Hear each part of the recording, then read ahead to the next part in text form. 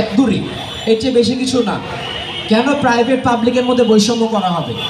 কেন private public সাধারণ শিক্ষার্থীদের মধ্যে বৈষম্য করা হবে কেন? আমার এই প্রশ্নের উত্তর হচ্ছে শুধুমাত্র ঢাকা ইউনিভার্সিটির ওই 6 জন সমন্বয়কের প্রতি, আর কিছুই না।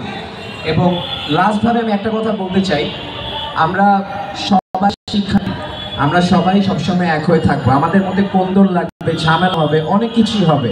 এই যে মাত্র যেটা বললাম, এরকম ঝামেলাও হবে। বাট তার মানে এই না আপনারা কোনো তৃতীয় পক্ষ এসে এখানে হাত দিয়ে অন্য কিছু একটা হাসিল করার চেষ্টা করবেন। আমি বারবার বলতেছি, কোনো তৃতীয় পক্ষকে আমরা এখানে ছাড় দিব না। এখানে তৃতীয় পক্ষ বলতে আপনারা বুঝতেছেন আমি কাকে বলতেছি, আওয়ামী লীগকে বলতেছি, ডিরেক্টলি বলে দিলাম। এখানে আমি কোনো তৃতীয় পক্ষকে ছাড় দিব না। আমাদের ঝামেলা হইলে এটা আমাদের পরিবার, আমাদের নিজেদের সংসার, এটা আমরা নিজেরা ঠিক করবো। আপনাদের দরকার নাই ভাই, আপনাদের কোনো দরকার নেই। তো ইন শর্টে একটা কথাই বলবো, আমাদের যারা এই শহীদ হয়েছেন, যারা আহত হয়েছেন এবং যারা নিজেদেরকে স্যাক্রিফাইস করেছেন, তাদের প্রতি আমার শ্রদ্ধা, এবং আমি কখনোই তাদের অবদান ভুলবো না। আমি আমার নিজের জায়গা থেকে কখনো কোনোদিন আমার অবদান ভুলবো না।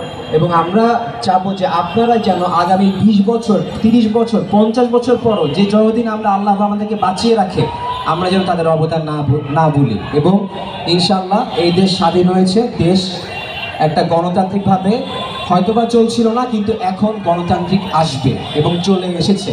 এবং democracy is for the people, by the people, and democracy is for all of us.